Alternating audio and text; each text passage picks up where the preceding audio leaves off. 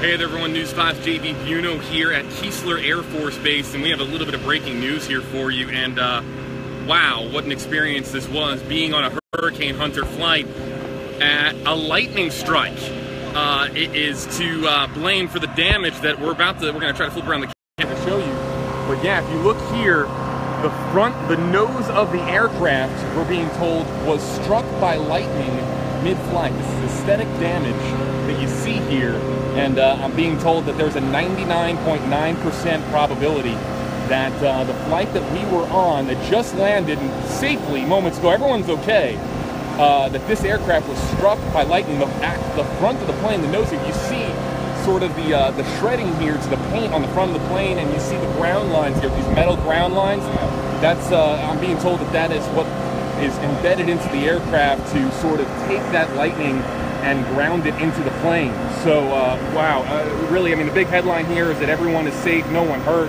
But at some point during the flight, they believe it was somewhere in the beginning of the flight here at Keesler Air Force Base, the Hurricane Hunters into Hurricane Irma, struck by lightning. And again, I'm going to give you guys a close-up look here at the damage.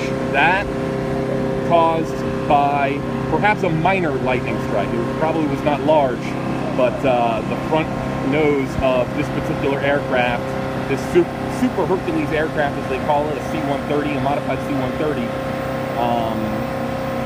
taking a lightning strike to the nose of the plane. I'm being told that they're going to have to get this one into the shop. They have a lot of planes here, as you see, a lot of C-130s. I mean, the Hurricane Hunters are flying into Katia, they're flying into, they just flew into Harvey last week. And now Irma, of course. So they have plenty of planes. But wow, my goodness, we're lucky. I mean, I'm News 5's JB Buno, Cameron Edgeworth, Clinton Bourgeois. I mean, they were on this flight with me, and grateful that the structural integrity of this aircraft was not compromised due to a lightning strike. If you're joining us here on Facebook, again, we're going to look a little bit closer here. Take a look at, again, 99.9% chance I'm being told that this damage you see here, purely aesthetic, was caused by a lightning strike to the front nose of the plane. Pretty wild, everybody. Now they're also saying that it wasn't just that there was, perhaps some hail damage or some lightning damage also to a propeller. So not exactly sure how long this aircraft is going to be grounded for, but again, everyone's safe, no one hurt, but lucky, very fortunate that the situation was not worse. It's funny, the pilot said this was one of the smoothest flights that they've had in years. And you got to remember, the Hurricane Hunters do this all the time. This is routine. This is a sort of a daily thing for them during hurricane season, flying into hurricanes in the Atlantic or in the Gulf. And wow, some kind of a lightning strike, we think, on the way to Hurricane Irma, causing this damage that you see here. We're going to have a whole lot more on News 5. Cameron Edgeworth, say hello, Cameron. Yes, hey everyone, we're back. As JB was telling you, we found out the plane was actually struck by lightning and suffered some damage from that. But overall, this has definitely been a very interesting experience, seeing how they collect the data firsthand. Like JB can tell you, when we were there, when they found out the hurricane was downgraded to a Category 3, which everyone got that information later, but we were there in real time as we got that data in. Of course, it could still strengthen, but right now it's a Category 3. But overall, just something I've never experienced before, just seeing the work that they actually do and why it's so important, because if it wasn't for them, we wouldn't know the information as far as how strong the hurricane is, where it's heading next, because satellites, they're pretty good, but the meteorologists on board were telling me that they aren't good enough to be able to get that information in there. So it was so awesome to see how these people do this for a living, just to get us the information we need to help us out to know when we need to evacuate and things like that. Pretty tired. We were there for 12 hours, so hopefully I'm not rambling. 12-hour flight. Do you believe it? And somewhere in the beginning of the flight, lightning strike causing this damage here. And again, I mean, they were great at sort of explaining this to me, everybody, but you see these metal lines here in the nose of the plane? Those are ground specifically for this purpose. That's designed to channel the electricity from a lightning strike into the hull of the plane so that the structural integrity of the nose of the aircraft remains intact. So brilliant engineering here with this aircraft, perhaps saving lives.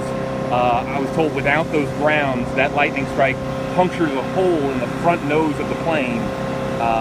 Really, you know, I ought to kiss these metal ground lines for perhaps saving my life, because this obviously could have been much worse.